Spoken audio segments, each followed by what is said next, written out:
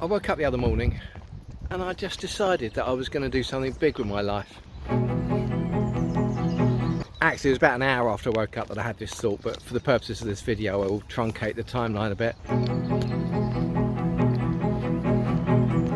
because I've never done anything big.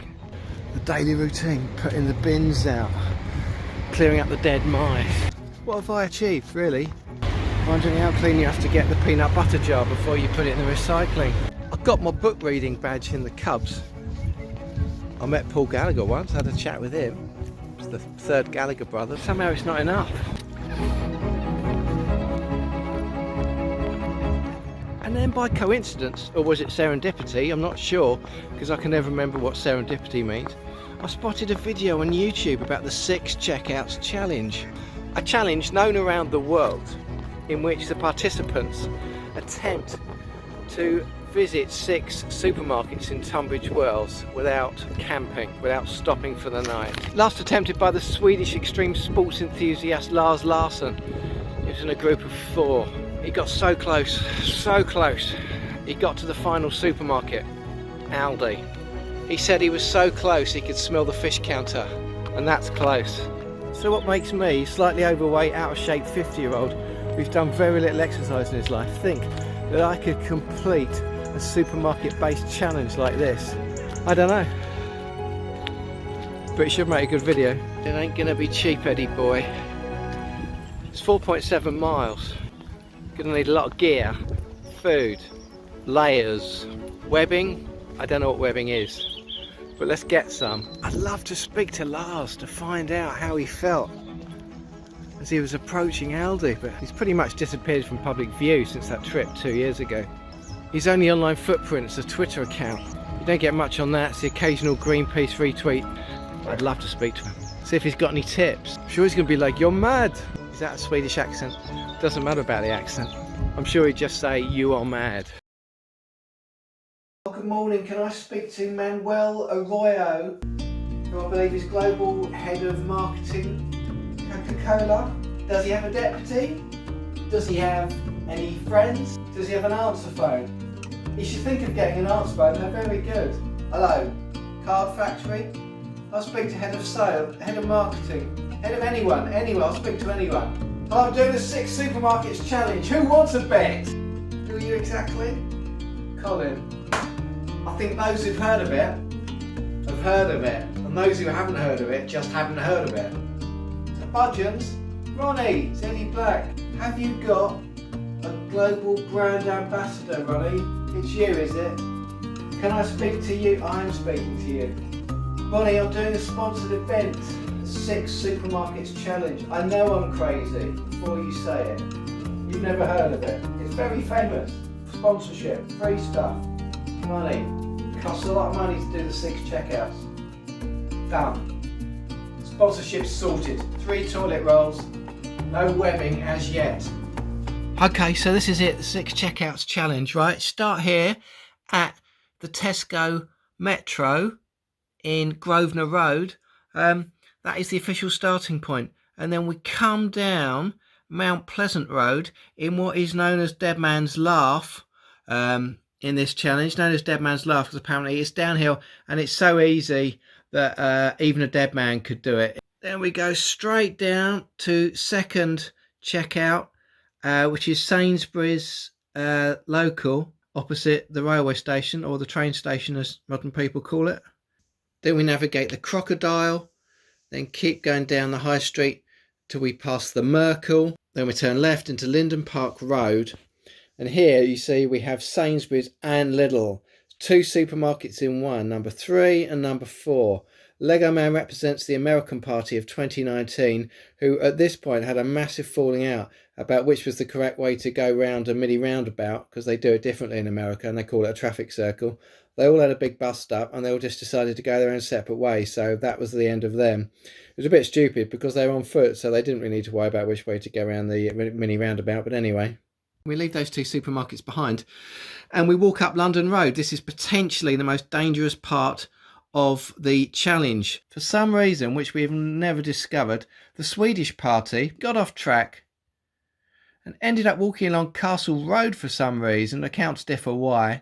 And they ended up getting lost in the Wellington Rocks for at least an hour. But even if we avoid that, we've still got some stiff challenges. You'll see there, we have to go past the chair, then immediately after that, the footstool, and then ending up with the toughest of all, the self-assembly bookshelf.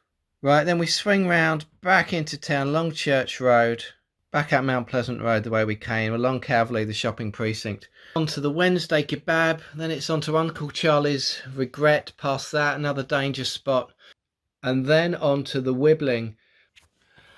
And then there's a very long walk through Sherwood, and finally the final two supermarkets which are off the map, Asda and Aldi. So why is it so difficult to complete? Number one reason, the weather, especially here around the Merkel and the Crocodile. It can turn from light rain to a drizzle in seconds.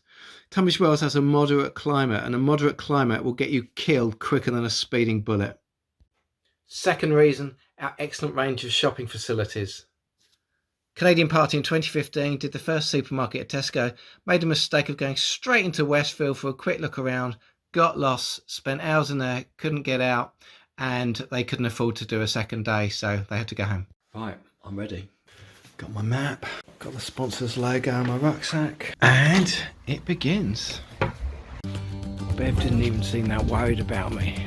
Her last words were, "See you for lunch," so she obviously doesn't think I'm going to get very far. And I've downloaded an app that will record my walk and prove that I've done it, if I do it. Right, into town. Start of route, Tesco Metro, town centre. You want a USP? There it is. Milk at an angle, eggs at the end of the aisle. Classic. Goodbye. Start of another working day in Tunbridge Wells.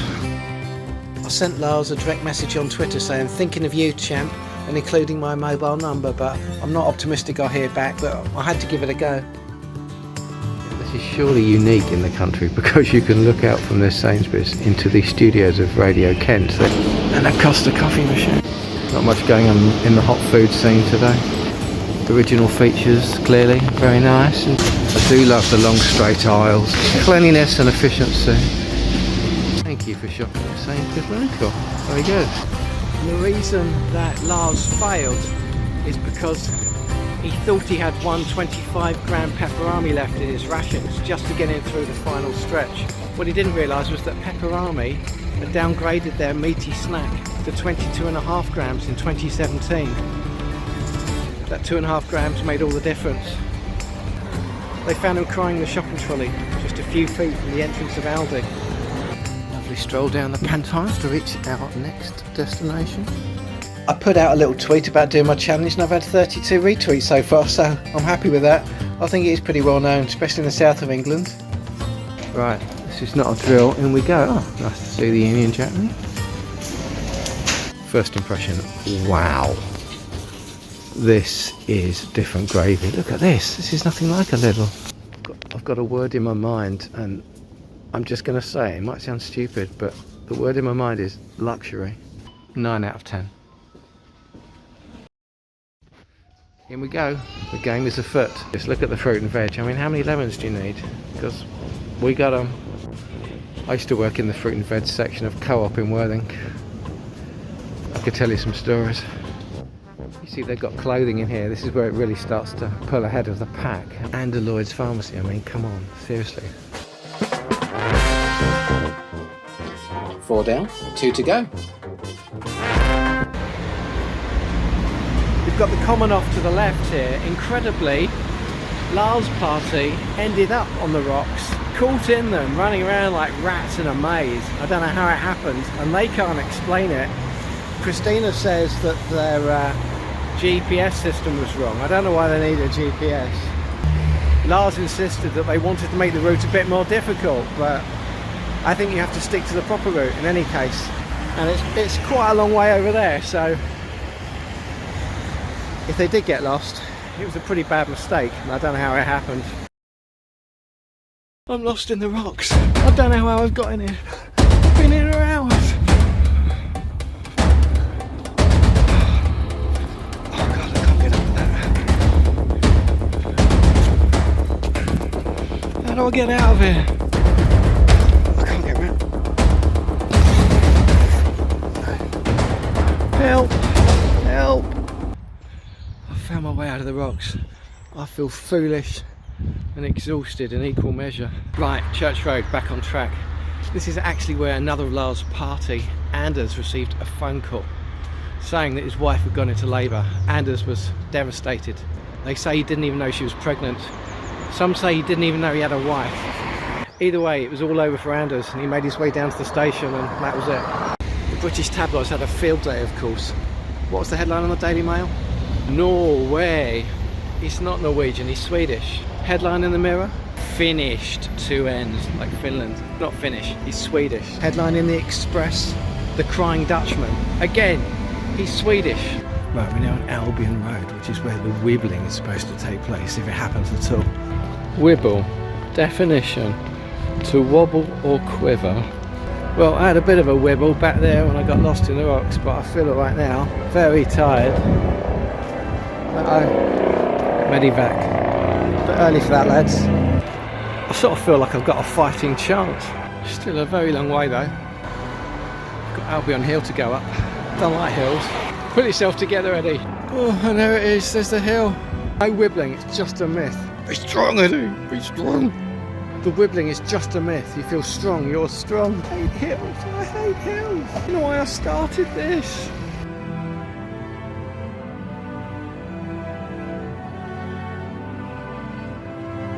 It's really blown up a gale now, and I'm really feeling it. I think I can see some rain coming in now off the hills.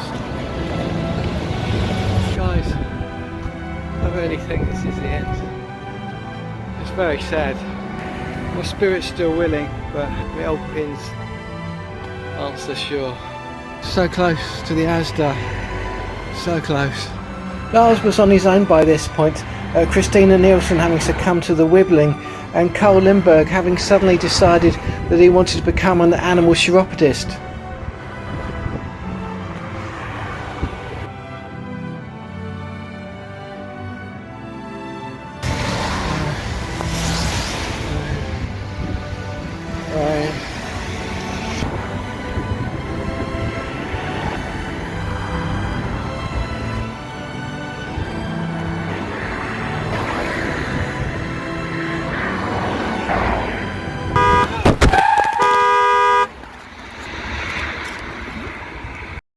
Now, what happened here was I got clipped by a car. The driver was very nice, said he'd take me to hospital. I said no need. I was in a completely dazed state at this point and now in a lot of pain. A lot of people gathering around. Some of them seen the social media posts about the 6 checkouts challenge and knew who I was.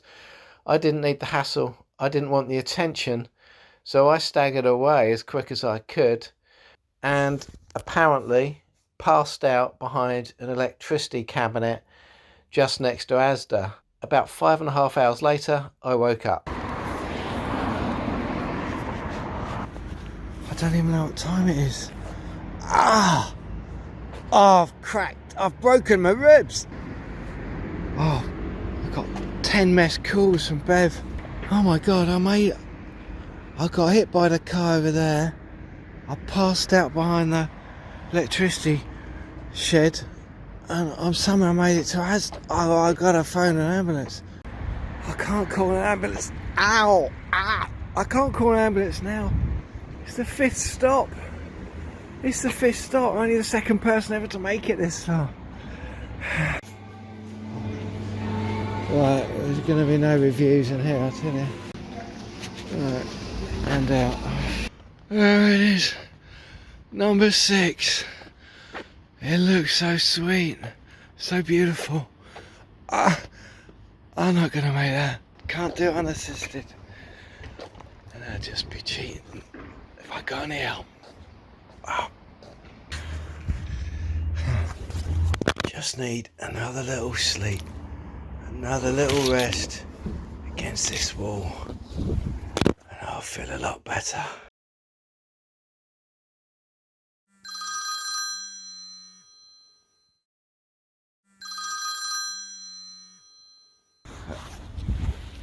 Hello?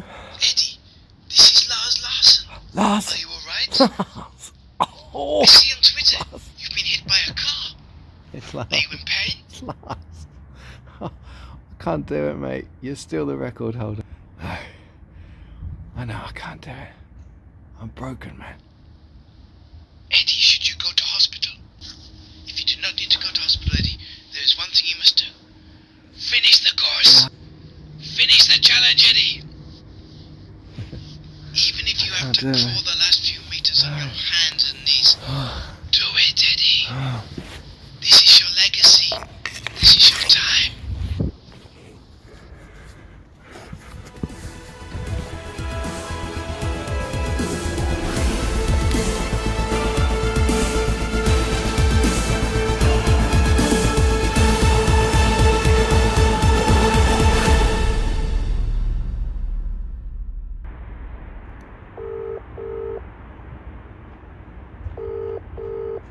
Eddie, where are you? I've been worried sick. Well, you'll never guess what happened.